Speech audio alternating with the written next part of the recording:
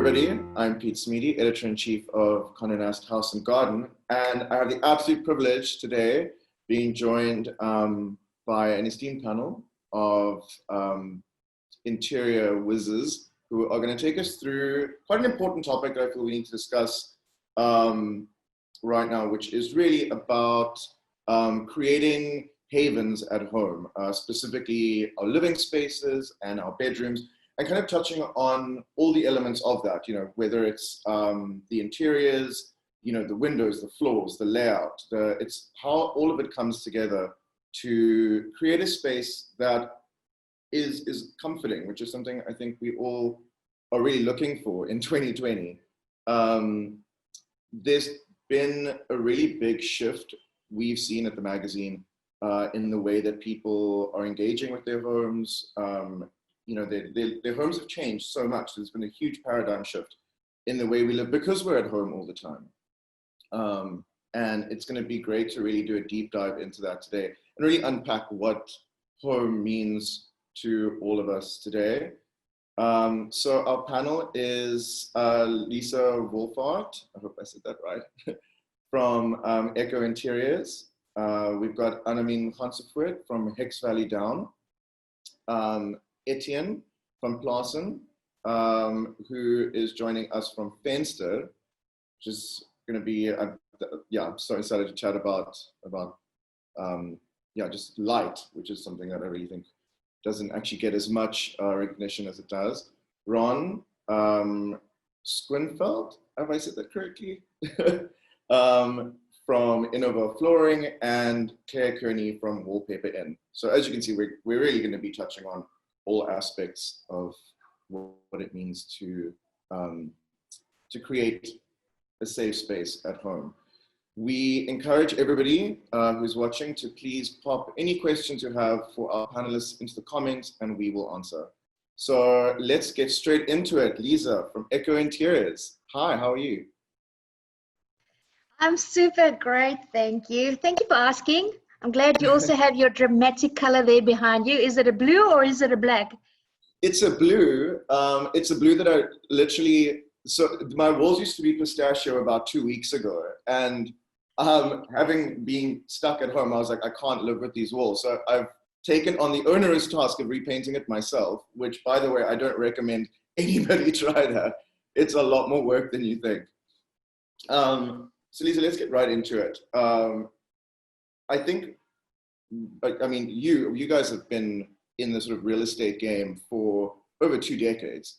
And I think you've seen, you know, a lot of trends come and go and a kind of the way people live change. But I think what we're seeing now is quite a monumental shift in the way that we're all living and kind of our perception of home. And I think one question that I get asked a lot, and I think something that I'm even grappling with, is this idea that, you know, we're all working from home now.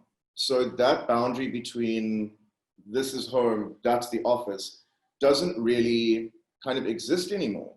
And that kind of has like flipped everything on its head. So in terms of trying to create a haven, which is really what we're talking about today, at home, what are your recommendations for kind of creating spaces where you can still relax and still unwind and switch off and disconnect, which is becoming, you know, very challenging? So true. I think in general, if people think about the real estate game or even property or design, they think about making it pretty, but there's this absolute shift that I see in defining the space. Is this now a bedroom? Is this a work from home space? What is that thing? And define it as such. And I'm glad that we're having people speaking on light as well, because I have now encouraged, I've encountered it in so many ways in the bedroom specifically I'm going to focus on. Is it a place where you come in and you feel relaxed? Because remember, now you couldn't stay at the office all day. You are in your room most probably all of the day. So what gives you that haven feel anymore? And for me, the number one thing was lighting. Having soft light coming from above, because there's what we call project lighting, there's atmosphere lighting. Have you got all of that covered in your bases in designing your bedroom? it is so easy just to have something reflect off a surface. You don't have to get a electrician out, but I mean, I like to go all out on that. But the other thing that I also realized, not so much you also need an emotional lightness. You need to feel like, okay, I am still at home, but I'm not overwhelmed.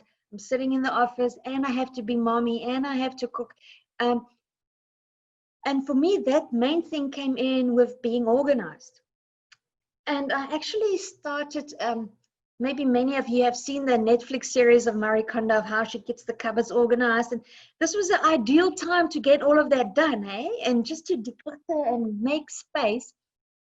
And then I realized in South Africa, there is such a need for people to have these skills, but they're busy working and they can't do it. And many of us actually have domestic ladies doing all of that for us. And it got me thinking, like, are we really empowering them? Are we sharing with our ladies in the house decluttering skills and folding skills? And so I actually, during this lockdown, it was an opportune moment, and I started a training course for domestics specifically on organizing a bedroom. Having like, I'm going to show you a quick sample here. Like, I'm like the biggest Mumbos fan. I don't know if they're going to watch this thing. But you have little containers in your bedside table, and you open it up, and you've got all your this is just white vest, but they're all folded, and it's neat. And you walk in there, and all of these things come together to give you that feeling of peace. So that was my main shift during this lockdown. I'm a huge Marie Kondo fan, so I'm so glad you brought her up. Does it spark joy? And that's actually such a, I mean, that's her like big thing, but it's such a valid question now. You know, with us being at home all the time, like, does it spark joy? Like, is the space that we're living in actually making us happy? And I think that's really important, you know, for us to be cognizant of it. And I love how organized you are. I wish I was that organized. Yeah, no. I have a long ways to go before I get It's not a natural thing. You have to like tackle it, because I was so annoyed with myself with this bedside table. I've been putting it aside 2 years, but to actually do it was less than 10 minutes. And I think to myself, I brought it on myself. It's actually so easy. It's just a matter of, tonight's the bedside table. And I think, especially during lockdown, there might be a cup of water, there might be a book to read, your headphones might still be there. It's just clear it out. And I promise the light also comes in your emotions then. And we have no excuses. Like, you're at home, you can do it. You've got the time now. You have the time. I think on the topic of organization, something that I don't think a lot of people kind of take into consideration is the layout of your space. And I know often that's something that you perhaps can't necessarily change. Do you know what I mean? But I think it's something that you should be very aware of. So what for you, and I know that you said you're focusing on bedrooms, how would you approach layout in, I suppose, an ergonomic way to really address that topic of creating a haven, creating a space that sparks joy? Well, if you design a kitchen or a garage, it's easy to you do it according to function. But as for a bedroom, I would say your main thing is, if you open your eyes, what is the first thing you see? Do you open it up onto the laundry bin? Because you will feel overwhelmed and you will most probably just pull the duvet over your head. Or did you turn your bed in a way so that it looks out of the window? Even if you see nothing, at least you see sunshine. Me, that's the number one thing. Because we are tired, we want to just jump into bed. Most people have this extravagant headboard and painting. It's like, oh, I'm going to go to bed, which is cool. But you need that same feeling to get you out of bed. So put something like that really excites you. What I did in my bedroom was quite basic. I took my grandmother's chair and I put it on the opposite side with a pillow, and it feels like in the morning I was like, hello, Oma, I'm going to say hi to you. Let's have a tea. And it was so simple. It's locked down. We're doing all these little, we're stuck at home. We can't do anything else than recreating our spaces. I actually took Rust-Oleum spray, sprayed the fabric because it was this pistachio green and now it's all silver. And this little chair excites me so much. It's like, yeah, get going. Pistachio is not getting any love today, it seems. No, not for me. Not from us. I really love that. I've never even thought about that. Like, yeah, what is the first thing you see when you open your eyes? Because you're so right. It really does kind of set the tone for your day, your mood. I mean, yeah, if you open your eyes and all you see is a pile of laundry overflowing, you're going to have an anxiety attack. Like, that is, no one needs to start the day like that. I think that's a big thing I'll be taking from this. I'm going to immediately go move that laundry basket out of the way.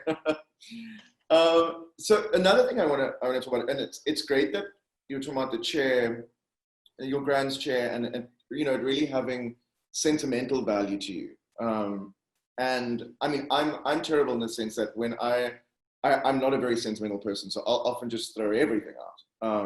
But you do need to have those elements in your house that really speak to memories, to stories. So what would you say in the theme of decluttering and in the theme of kind of trimming down, which I think most people are doing? I think we're simplifying the way we live in a big way. I think that's quite a big takeaway from just the lockdown. How do you think we should be displaying objects of sentimental value? That is, in fact, a really good question, because it's something that I battled with as well. I like my surfaces clean, but at the same time, I'm a mom and my kids make little pictures or macaroni paintings, and I want them to know that it matters to me. And it's not like there's the, like, my friends joke with me, I'm from the Save the Fridge Foundation, because I always clean it out. There are no magnets or anything on my fridges.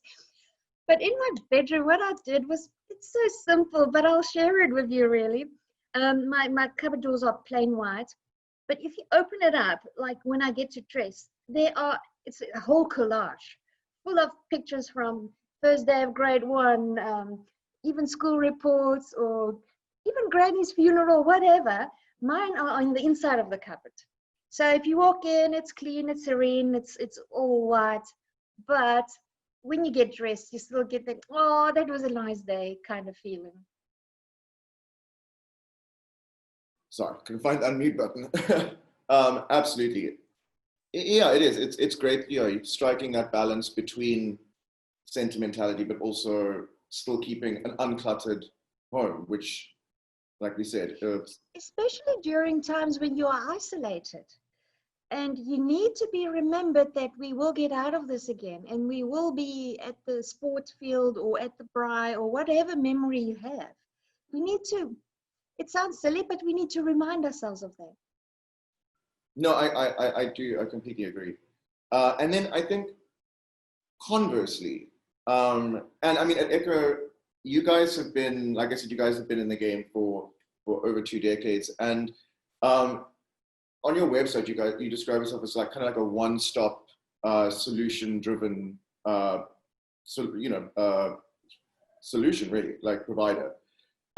So you know, homes are great in the sense that we'll have sentimental elements and we'll have these things that spark joy, but there also needs to be functionality, and that obviously is where the kind of the harder working elements, your appliances, come in. How do you incorporate, or how do you suggest homeowners, renovators, developers incorporate appliances into the design of the home, you know, without it becoming too obtrusive or too, you know, in your face?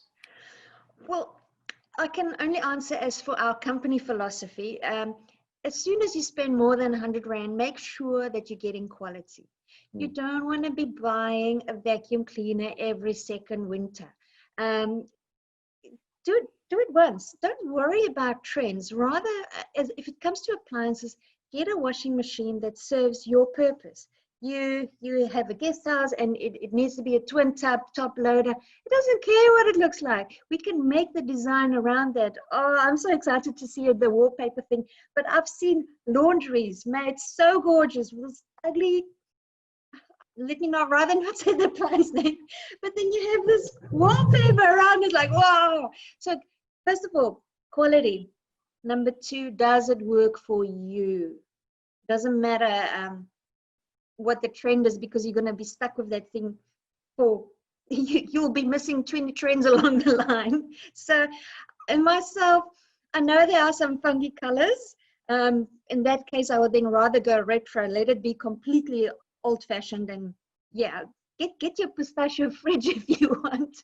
But other than that, I would honestly just get all the gray hairs out of the way and choose quality over anything. And I think that really kind of segues well into my last question for you today, which is for the guys who are they're starting up, that you got your new homeowner, and you're kind of going, okay, cool, I need to buy, stuff to fill my home. And as we all know, decorating a home is a marathon. It's certainly not a sprint. So what would you say would be the key pieces that new homeowners need to focus on, bearing in mind what you said, like go for quality, go for what works for you? Where would you start? The daunting task of decorating a new place. I'm actually so glad you asked that question, because it's something I feel very, very passionate about. For me, your living in your house is not something that you have to do poof poof. It's a makeover and it's for a client. You've got 20 years to get this going. Rather decide. I would actually start with a personality assessment. It's no use you have this gorgeous white room and it doesn't suit you. You can't sit on anything. First, just figure out who you are. The second thing is I would then start with a plan. Get somebody to make you. You can start with very basic. I mean, Condé Nast's got gorgeous magazines. Stare it out, make yourself a mood board, get it going. These days, it's so amazing with Pinterest. You can do a digital. And then you can even ask us, we can give you a 3D drawing. In fact, I'll throw that in as a gift in this presentation. Whoever wants can ask. Get a plan. Because if you've got your plan, we can work from there. You say, okay, this year, all I can afford is my blue paint. Super. Let's do the blue paint. But we know we are heading towards this picture. This is going to be your end product, and that is where everything's going to go together. Or even start with the wallpaper. You see, you've got 3 colors. Everything will be, but start with a proper plan. That is so true, and I love that so much because, and something that we see at the magazine a lot is people are like, oh, I love that Scandi look. I'm going to do the Scandi look. When, it hasn't maybe been thought through, or maybe people are like, you know what I mean? They're so trend driven, and it's not actually driven by your personality or what you need right now, or, it's not tailored. And then those interiors don't actually work. They might look pretty, but for day-to-day living, it's certainly not. But you won't be able to maintain it. If Absolutely. you are not a white person, if you're not a decluttered person, you'll never keep it that way. Yeah, no, completely. That is the thing of trying to buy into a trend. Like you can't, a home, I suppose, like you said, it needs to grow organically as well. It's not something that you're just going to bang out in 2 weeks and there we go, the whole place is done. That doesn't have that personality aspect. Lisa, thank you so much. This was so cool. Yes. I'm excited to hear the rest because all of these products I know well, so I'm excited. I'm literally sitting here and I'm just making notes. I'm like, that is so cool. That is great. I need to use that in the next issue. So yes, thank you very much. We are now going to move to Anamin from Hicks Valley Down. Welcome. Thank you very much for joining us today. This is such a cool topic because I don't feel like a lot of people actually understand down as a product that well. I mean, you kind of know, what it is, but I think there are a lot of questions that, that need to be asked of the product. And especially now with us, it's September, we're moving into spring. So there's going to be, these seasonal change is going to get warmer. And our living spaces are going to change accordingly. So I think my first question to you would be, what changes should we be making to our living spaces as we head into spring, summer? Oh no, I think Anamim's frozen. Okay, thank you for touching on the subject. With lockdown, with lockdown restrictions being lifted slowly but surely, we're able to invite friends and family over again. So freshening up on your social areas by adding plump and fat scatter cushions filled with goose feathers whole as it comes off the geese will help create comfortable and welcoming spaces where you'll be receiving your guests after such a long period of strict social distancing. In regards to the bedroom, we have been experiencing quite a cold and wet late winter season. So now is the perfect time to switch your duvet from summer to autumn thickness to make sure that the cold nights don't become a hazard to your much needed rest. If you're not a big fan of the winter cold, at least your nights will be warm and dreamy. I love that. And I think to go back to what I was saying about how, exactly that, like understanding what what you need to create, these spaces of comfort. What should people know before they're actually buying a down product? I mean, what are the key things to actually be cognizant of in doing that?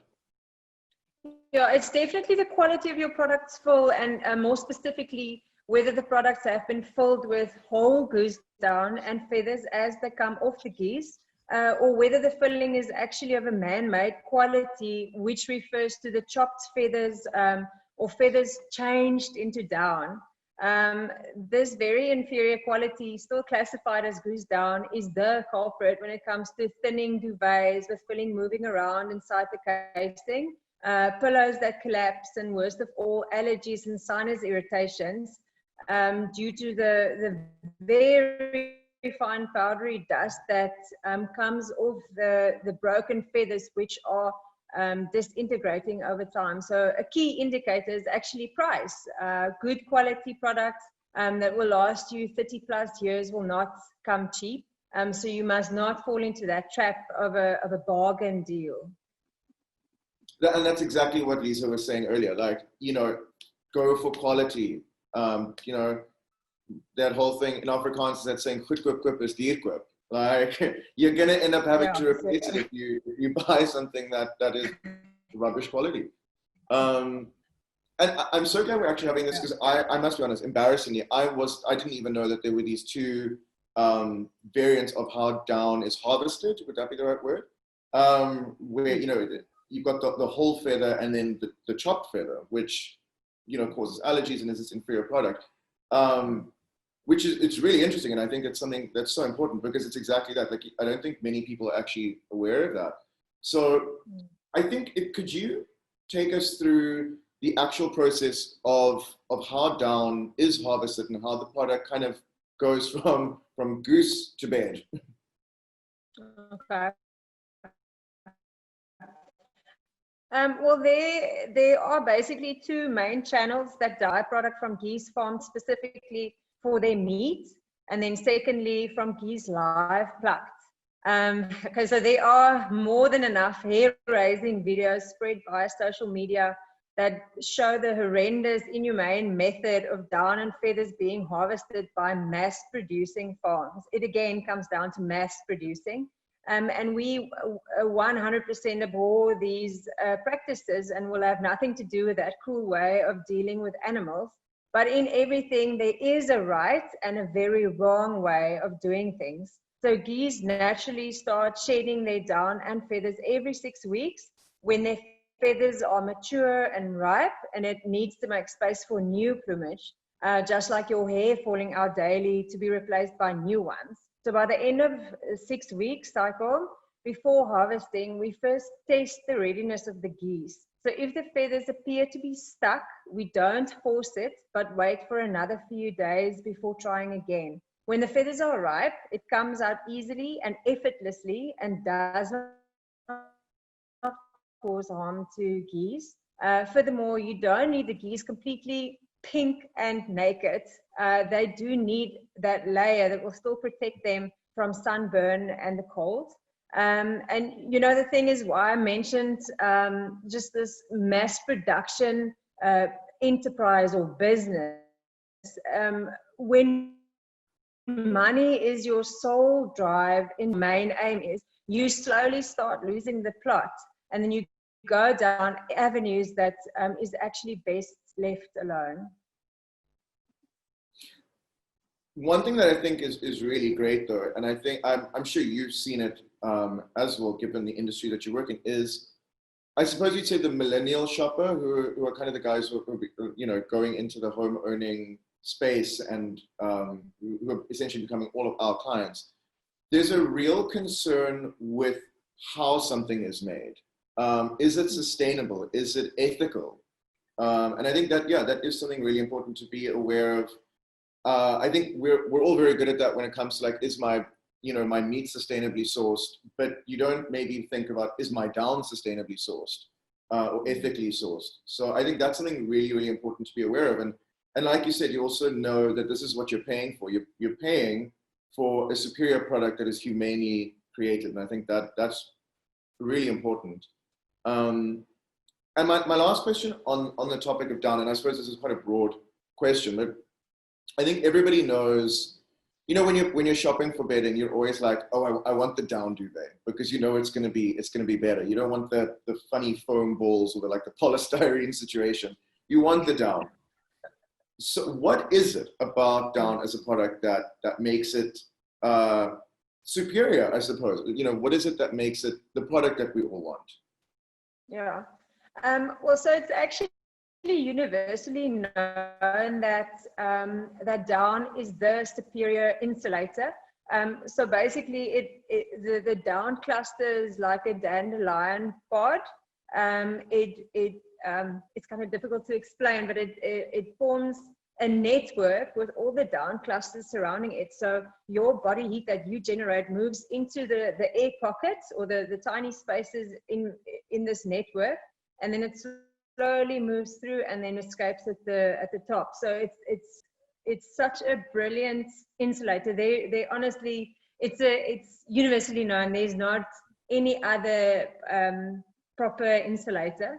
And then just what makes the product and maybe us as a business unique is the fact that well, there are a few things equally important to us. So I will give them in no particular order. Firstly, family.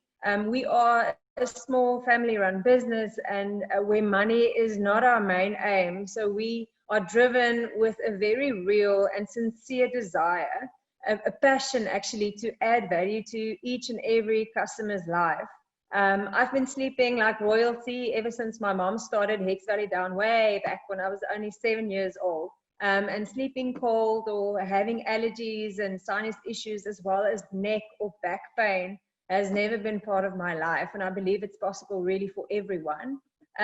Secondly, we've got a very uncompromising take on the quality of our fill and in the design of our products. We do not change the structure of down and feathers. We leave it as it is, as it comes off the geese, but we make sure that it is clean thoroughly and then dried, sterilized, etc., so that it's safe for use.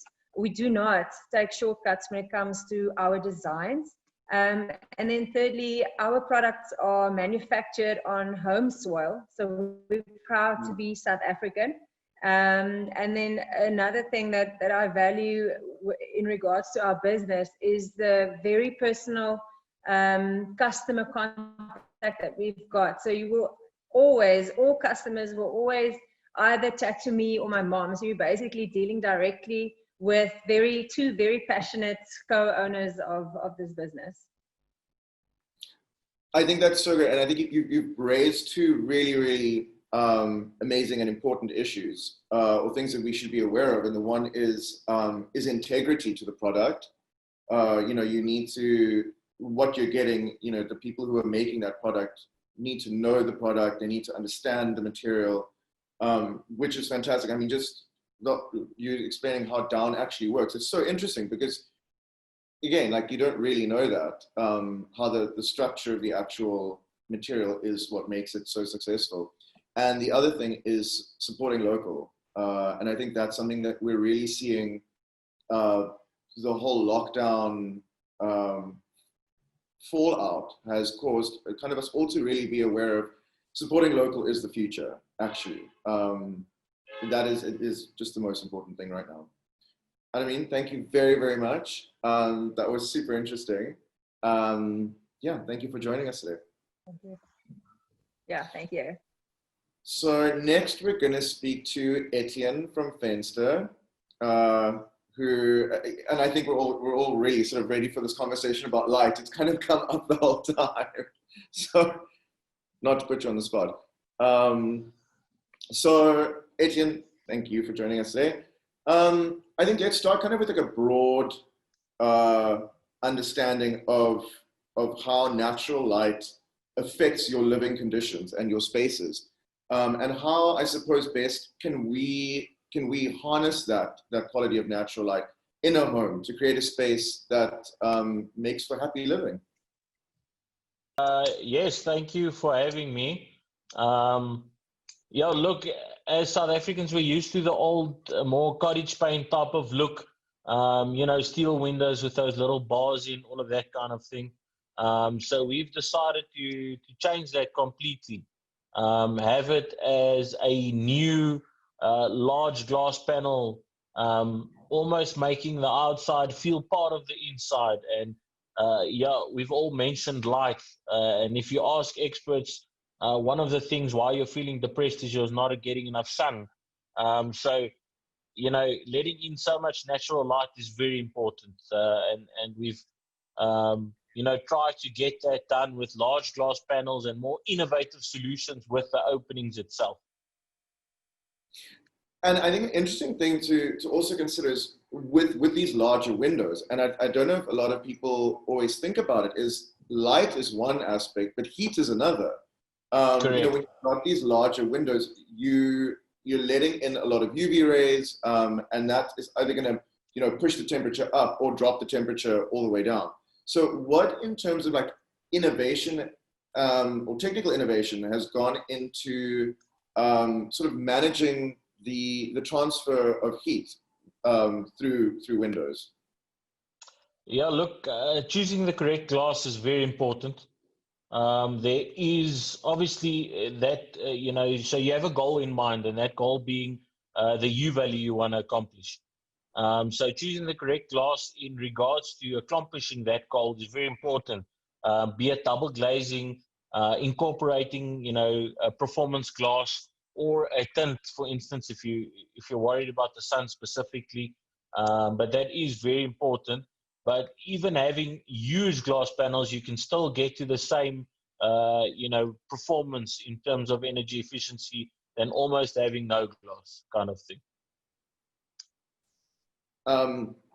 Yeah, no, absolutely. I hear what you're saying. And I think kind of a spin-off from that question as well, going back to, you know, us having these large windows, and like you were saying, you know, we've moved away from the pokey, you know, small windows with burglar bars, and that's kind of not how anybody really wants to live anymore. But No. there is kind of a reality that you have to face where security is an issue as well. You know, you literally be living in a glass house, but, you know, how do you balance that, this need to let in as much light as possible, because that is really what makes a home a happy place to live in, and actually addressing the issue of security? No, you're 100% correct. Look, as South Africans, the security is always on our mind, and so it should be. You know, yes, if you're going to have a huge glass panel, the first thing you're going to think of is, no, I need to put a huge gate in front of it, which is not the case anymore. You don't have to. You can incorporate the glass, and again, it comes back to choosing the correct glass, that you can have glass that is extremely big. It's energy efficiency, and it is extremely safe. We've recently incorporated for projects polycarbonate panels into the glass, which gives you significant amount of time in terms of someone's actually, you know, trying to break through the glass. They're hitting it with some sort of an object, you know, really putting in effort, and they still stay outside for quite an extended period of time in terms of security. So it doesn't need to be a concern anymore if you choose the correct products. That's really cool. So the glass itself actually becomes, I don't know if I'm just being old fashioned about it, but when you think of glass, you think of it being something quite fragile and easily accessible. So that's really interesting. Can you sort of unpack the polycarbonate that is now being incorporated? How does that work? So basically, yes, no, you're 100% correct. You think of glass, you think of something extremely fragile, and it doesn't necessarily have to be that way anymore. So you basically, in your glass composite, you have glass still, because that obviously is, in terms of the elements, the best thing. So you have glass facing the outside, but in the way that you laminate it, you're not using a normal laminate anymore. You're incorporating a polycarbonate panel in between two glass panels, and then inserting that into your unit. It allows you to really get the glass is the burglar bar kind of thing, and it's really secure. It boggles the mind actually seeing that how long it can last and how strong it can be. I think that's so cool, and I think for people watching this, that's a really great takeaway. That this is an innovation that I suppose isn't maybe that well known. Maybe I've just missed the boat on it, but I think that's something really cool that especially people renovating and expanding spaces should be aware of. I want to make a slight segue to, obviously at Fenster we know that you guys specialize in windows. Yes. To name, but. You guys also do a lot of work with doors. And if I'm not mistaken, you guys are specifically, it's aluminium doors and windows?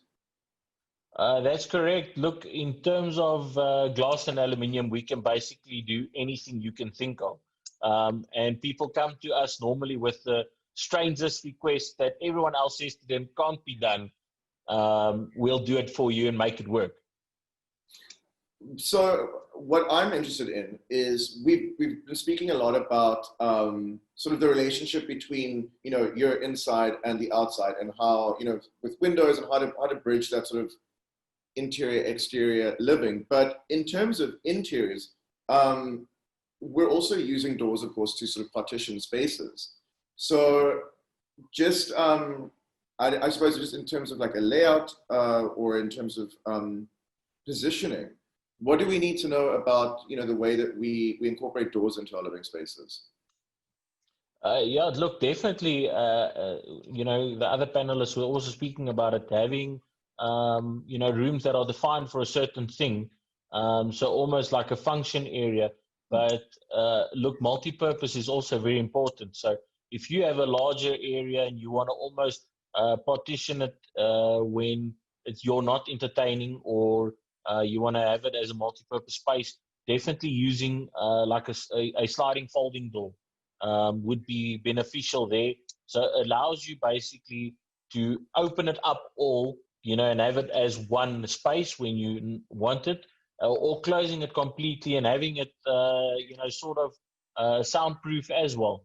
Look, you're never soundproof, but you can get it where with the correct glass, and so that you can have it very, very quiet, and you can use both spaces and have it, not bothering each other.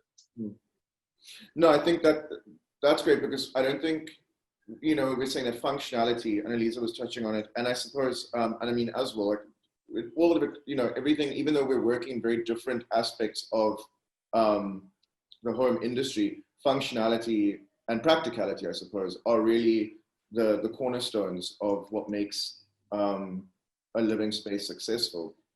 So I have to go back to, you mentioned that you've had some clients making crazy requests. What are some of the more wild things that you've been asked to do? Yeah, look, we get quite interesting requests often. I myself, I've been involved in 2 projects. One was in Aurora in Zimbabwe, that we did a 10-panel, 35-meter wide sliding door. It can open up completely into cavities, so that the entire house is, outside. It's not internal anymore, and it feels as if you're in an open patio, even though you're sitting in the living room. That is so cool. I love that. That's amazing. Yeah. No, it was interesting. The other one is we did a 6.7 meter high motorized sliding door. So basically the entire house opens up. There is an atrium, and it feels as if you're sitting outside next to your tree, quite relaxing, I must say. I'm glad that we're worried that maybe the window's too big. These guys are like, take the whole wall away. Yes, that's the thing. So there's no real limits anymore. We like to push the limits, and because we work with international partners and they've been doing it for so long, we are able to locally manufacture something that is normally thought of impossible. And would you say that's, I mean, I know these were two quite extreme cases that you mentioned, but do you think that's something that, I suppose, architecturally we're moving towards, is these kind of massive open spaces? I know that for a long time there's been this, we've been kind of pushing towards blurring the lines between indoor outdoor living, and I know in South Africa that's really a big thing for us as well, because we have these beautiful summers. Yes. Yeah, so that's kind of the big takeaway, I suppose, is that we're letting in more light and more space outside in. No, definitely. Look, it seems to be a trend lately. We're moving away from that kind of 600 by 900 window that you're opening. That's all you can do. You can't go larger, to having half the house is glass, because it does work. It functions. It makes it feel open, and there's nothing more frustrating than having a window and a door and it doesn't work. I'm sure you've seen one. Every time you use that door or window, it's so frustrating for you. But that's not the case anymore. You can have massive glass panels, windows, doors, and it all works because it's been designed and engineered to work. Adrian, thank you so much. And I think that probably now more than ever, I was just thinking about how valuable, having that is, especially with us kind of being at home so much more now, how I think more valuable that sort of connection with the outside is, and having more light and having more, you do exactly that. You don't want to feel like you're in a prison in your own home. So that's really interesting. Very cool. Thank you very much. Thank you. Thanks us today. Next up, we are speaking to Ron from Innova Flooring. Hi, how are you? How's it, Piet? And thanks to all the viewers. I look forward to answering some of your questions later on. Thank you very much. And Ron, I'm actually really, really excited about this because I think people don't necessarily give flooring as much thought, you know what I mean, as they should. And yeah. Like you're saying, you really need to consider your space, and you don't, I mean, the floor can make or break the space. Do you know what I mean? Exactly. It is so important. What you're going for. I mean, the flooring, and especially this topic of creating a haven and a space that's geared towards comfort. The material that you opt for is so important, because you have to walk on it every single day. Exactly. It's a long-term investment. So whenever you're looking at your flooring, one always needs to consider what your budget is, but it's also what you wanting to get out of it over a long-term period. Absolutely. And I think I suppose my first question to you is understanding the flooring that you're going for. And I suppose flooring is fundamentally like highly functional. That is, what it's there to serve a specific purpose. So I suppose the question is, what flooring finish, material works best in which space in the house? So bedroom, bathroom, kitchen, living area. Yeah. So, well, fundamentally, I mean, if I had to do a brief explanation, you get either a vinyl floor, you get a laminate floor, you get engineered woods. I mean, there are obviously other flooring products out there, and there are different applications for every type of flooring option. But, within, for argument's sake, the vinyl range, you get a glue-down option, you get an SPC version. SPC is more of a floating and can withstand quite a lot of heat, temperature, up to 60 degrees direct sunlight. your laminate flooring, you know, that's also, the technology is improved to such a way that you now get water resistant laminate flooring.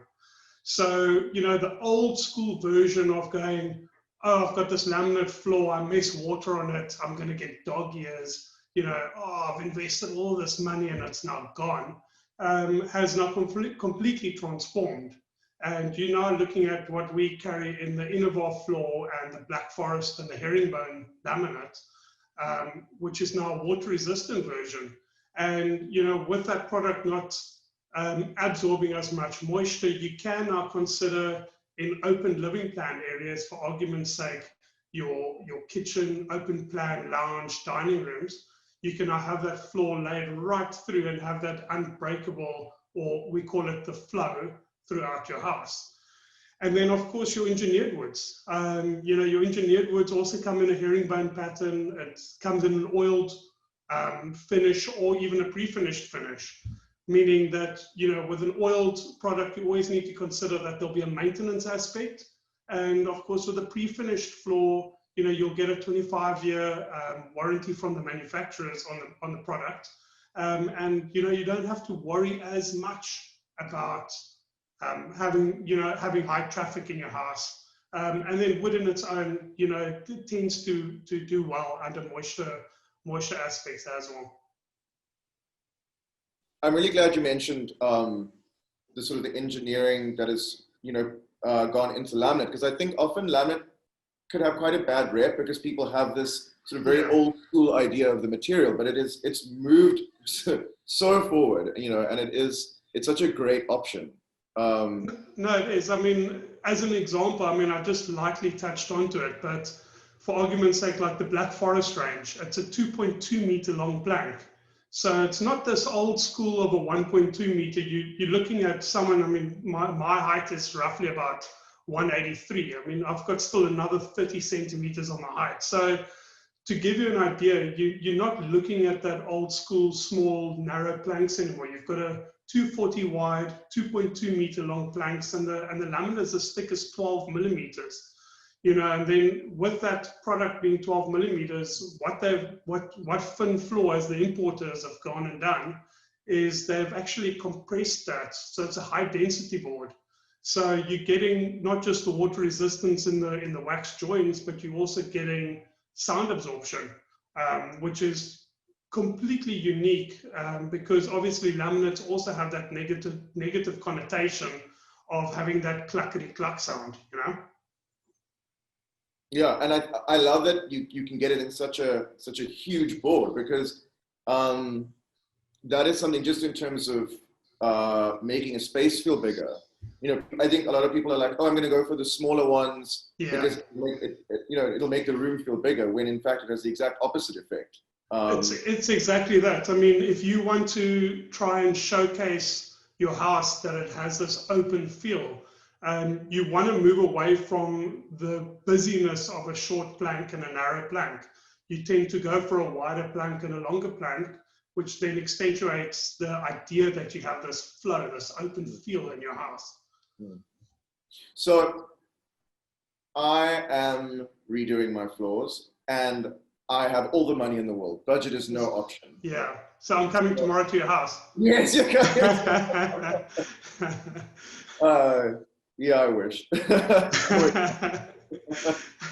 So let's just say now, budget is not an option, and I've come to you, and I'm like, I want the best. What are we gonna go for? Look, it's a difficult answer, because I don't feel comfortable, even if you have the biggest budget available to you. I tend to take my time and sit with a client and identify what your needs are. You know, is it, yes, you maybe want and you can afford an engineered board, clear grade, no knots, and pretty much the best quality plank on the market, and have that installed in your house. But the question is always, is that what will serve the purpose for your house? I mean, if you have a lot of high moisture zone, I then think, okay, should one rather be looking at a vinyl floor for this application? You know, I feel that taking the time and sitting with the client and identifying what their needs are should be more prioritized than going, okay, well, this client has a ton of money. Let's see how much, you know, what can we put in there and try to push the barrier on that. So for me, it's more about that one-on-one meeting with the client and identifying what their needs are. But, you know, if budget wasn't a concern and all the factors are they still wanting the best quality floor, you know, your engineered wood's always going to be at the top there. I mean, it offers you everything from warmth. You know, I find always that, you know, when you're looking at a property and what that property means to you, you're always looking at it as an investment. It's your investment. It's that time that you've spent in your house.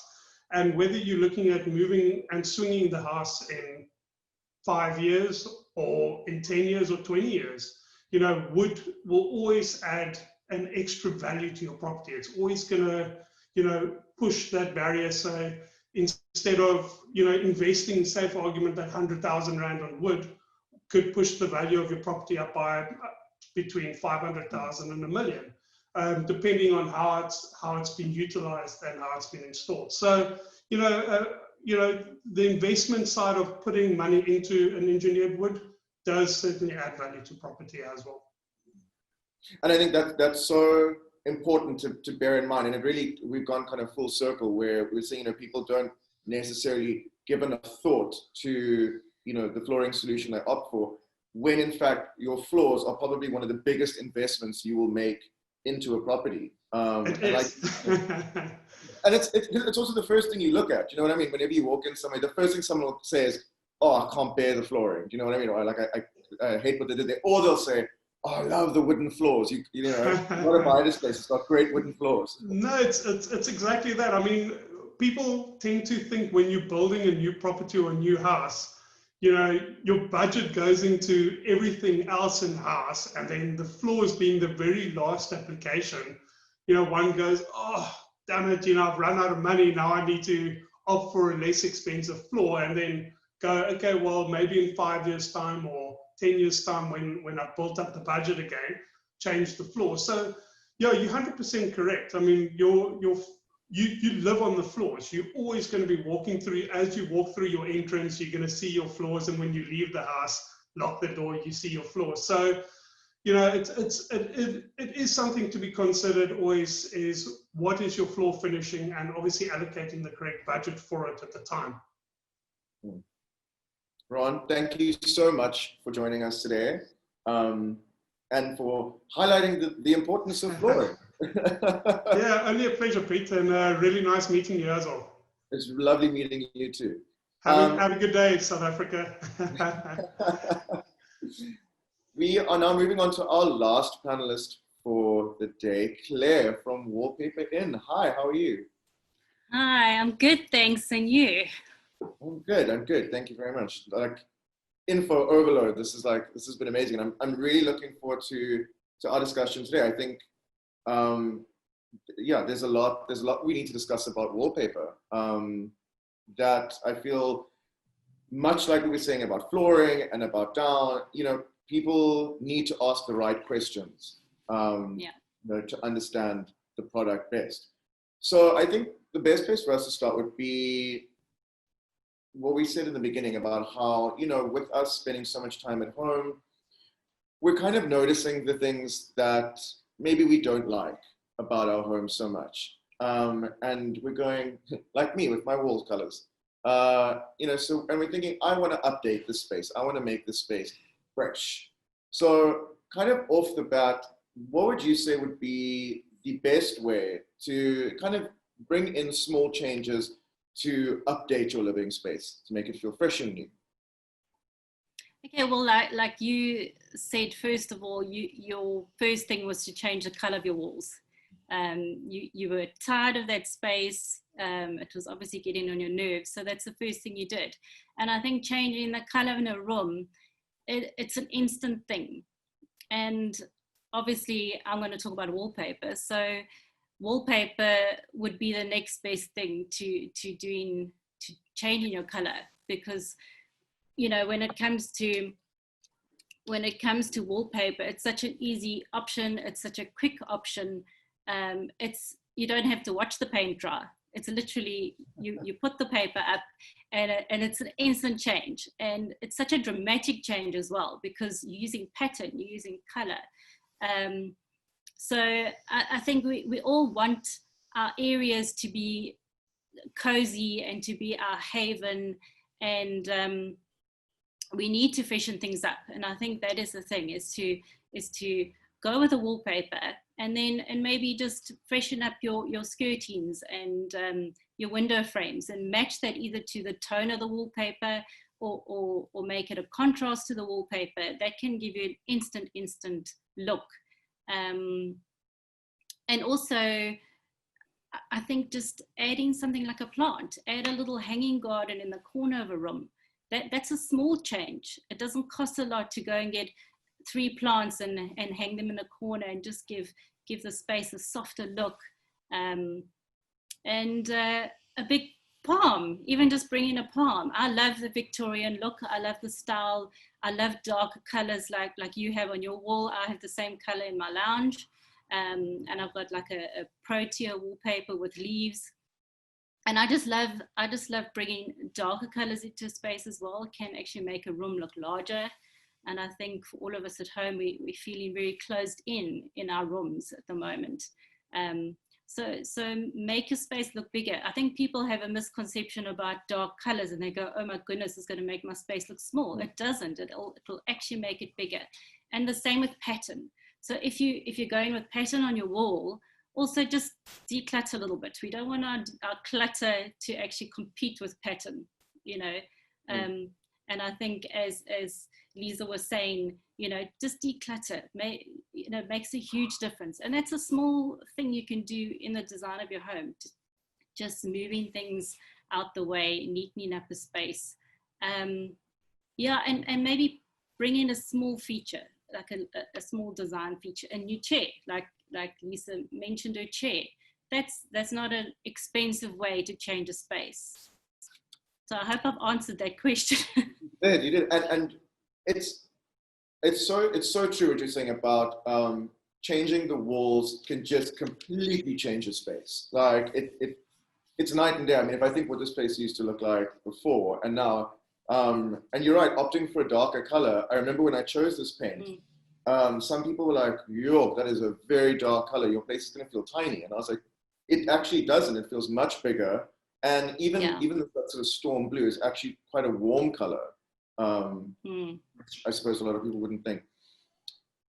And just from a practical thing, when you're choosing your wall color, so say you're doing a feature wall, go and take your sample of your wallpaper, take it to your paint shop and get them to mix it. And they are brilliant. They can all do the job. They can literally take that background color in your wallpaper and they can mix it perfectly.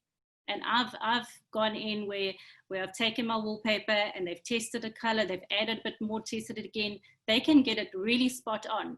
So say for instance, we were doing your wall, Piet, we'd actually do the same thing, do a feature wall with the paper and then the rest of the walls in the color. But then when you've got a seamless background tone of that wallpaper wrapping the whole room, can make an amazing difference. So I don't know, correct me if I'm wrong, but I feel like a lot of people are intimidated by wallpaper. You know, sort of where we're all like, okay, cool, you can just buy paint and paint it. Where I think a lot of people are like, oh, how am I choosing the right thing? Is it going to be too much? How does the whole, application process work? So my question to you is, what if I'm going to, because I don't have any wallpaper here, like if I now want to go and invest in wallpaper, what would you say like the top things that I should just be aware of? Maybe what are the top questions I should be asking before I go and buy a wallpaper? Okay, I think it's also, it would be, what space are you decorating first of all? If it's going to be your living room, you could use any wallpaper in a living room. If it's your kitchen, you need to ask, okay, is anything going to splash on my wallpaper? Do I need to get a vinyl wallpaper that's going to be protective? Am I going to need to clean those walls often? So if it's a passageway, in my own passageway, I've got an Eclipta wallpaper, which is, it's a blown vinyl with a pattern and it's paintable. So that's painted with something that can be cleaned.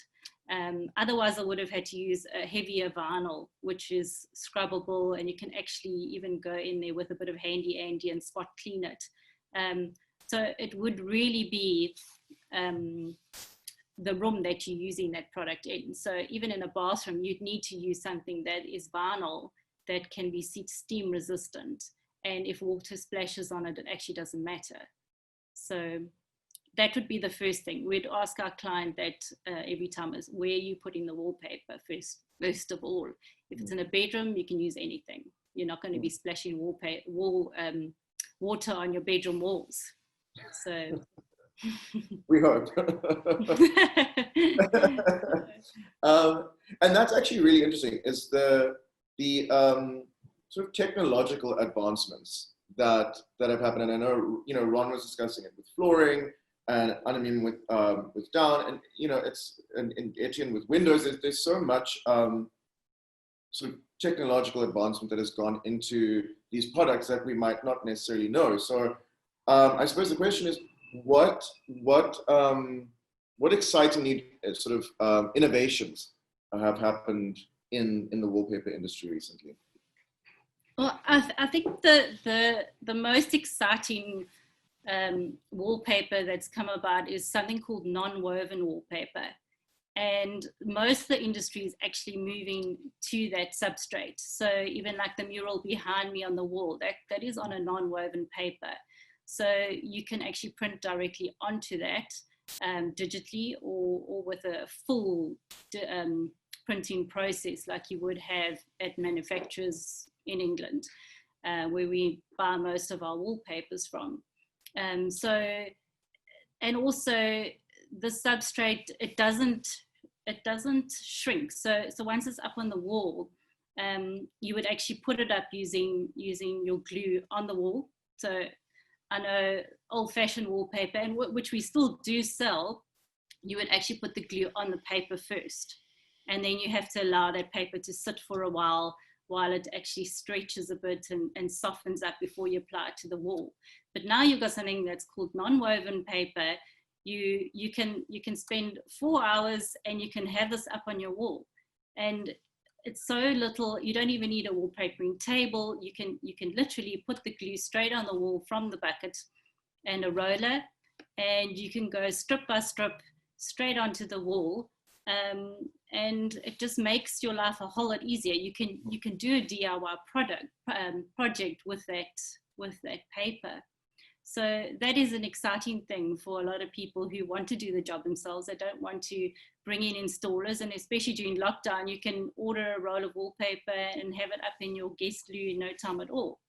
So that is very exciting. Also, we do have products that are insulating, that are soundproofing. There are wallpapers that will hide a multitude of sins because they are like a blown vinyl. And if you've got a bad wall, if you've got a really rough wall, say you've got an outside wall that's giving you hassles and you've had damp problems, you can damp seal and then actually use one of these papers over that. And it will hide a lot of the imperfections in the wall. So we call those products almost like a wall doctor, because they do help with that. And that's great, because I think when you think wallpaper, you think purely decorative. So it's really cool to know that wallpaper actually has these very functional uses, whether it's addressing a damp problem, as sound insulation. I think that's really interesting. And I think the best part, having, like I said, doing this paint job by myself, there is a lot to be said for the fact that you can just put it on the wall and you're good to go. And you're not like three coats and 2 months later and you're still trying to finish painting the wall. Yeah, and that's also a thing with the dark wallpaper. You can almost, like when you're painting, sometimes you need 3 coats of a dark blue or a charcoal. You need 3 coats of paint. But with wallpaper, it's already there. Yeah. Painting is a commitment. I don't think anybody go for wallpaper, guys. Go for wallpaper. So my last question is, wallpaper in you guys have been around since 1964. Mm. I mean, so that's incredible. And you guys have obviously seen trends coming and trends going, and I guess what I want to know is, now that we're in September, and you know it's spring, summer, and you kind of a whole new batch of trends comes in. What would you say are going to be the big wallpaper trends that we can look forward to going into 2021? Yeah, and Piet, I've been in the wallpaper industry full on from about 16, helping my mother in the business. And originally the business was my grandfather's. So I've known wallpaper a very long time, and I've seen some interesting trends happen. And we used to laugh, we used to walk around the wallpaper stores when I was younger and pull out some of these boards that had papers from the 60s, and we'd go, ew, that's awful, you know, these terribly old-fashioned papers. So I've really seen it all. But I think 2020 and 2021, I think, exciting things are happening. Some things are staying the same. We've still seen a lot of the same colors around, like the dark colors, a lot of botanical prints, oversized prints. I think a lot of people are also looking to darker, more deeper tones and jewel shades, so emerald greens, but there's also the geometric that's still hanging around, and just keeping things very simplistic and balanced. Color-wise, there's still gray is still going to be very strong, but we've also seen a lot of yellows and dusty pinks coming through, and our ranges specifically are very botanical and quite floral. And I know a lot of people go floral and they back off a bit, but a bedroom wrapped in a floral, from, you know, not just the feature wall, but all four walls, that is definitely the trend coming through, just and doing the whole room. And in a small space like a little powder room or a guest loo, is actually doing the ceiling as well, doing the entire space wrapped. And it does create such a little cozy nook and something inviting for your guests when we are allowed to have guests, and we're out of this lockdown. But I think people, because they've been home, they have been decorating, and we've been incredibly busy. I mean, we really have been busy, and our clients have been very demanding too, because they're stuck at home, they want things done. And so I think, you know, when you look at trends, you can look into what's happening in the movie industry. We deal a lot with the movie industry with our product as well. And look to the design world and what's happening on the catwalk. You know, our manufacturers spend a lot of time forecasting trends, and it's an integral part of designing and producing wallpaper. And you think, they look at very weird stuff to find these trends, and it does have an impact on how we design our homes. And I think that's for everybody here today. We understand that, but it's still making that space your own is the biggest thing. I completely agree with you on the botanicals, just the homes that we see in the magazine. People are just obsessed with botanical prints and wallpaper, and you're right, there's no faster way to create like a real wow moment than just amazing wallpaper. And I'm really glad to hear you guys are so busy. It's amazing what people do in lockdown, eh? It is, but we've sort of just in the encounters that I've had with people in the industry, it sounds like the home industry has just taken off, because we're all just sitting at home and kind of going, I wish I could change that, or I didn't realize that annoyed me so much. I'm gonna wallpaper that. And I felt just as frustrated. We were locked down when we were on holiday, and I couldn't wait to get back to my own house. So, and it was wonderful to get back and start going, okay, let's do this, let's do that, let's change this. I think everyone feels that way at the moment. Yeah, absolutely, and it's a very exciting time for all of us. for the industry that we're in, to, you know, we're going, like I said, going through this big paradigm shift and going through this whole reevaluation of our living spaces and kind of what we demand from them. So yeah, Claire, thank you very much. Only a pleasure. So that brings us to the end of today's discussion on havens, living spaces, and bedrooms. Thank you to the panel for being here today. It was so cool. You guys are amazing. I've learned so much. So yeah, thank you to everybody for being here today. Yeah, and that's it from me. Have a great day. Bye, everyone.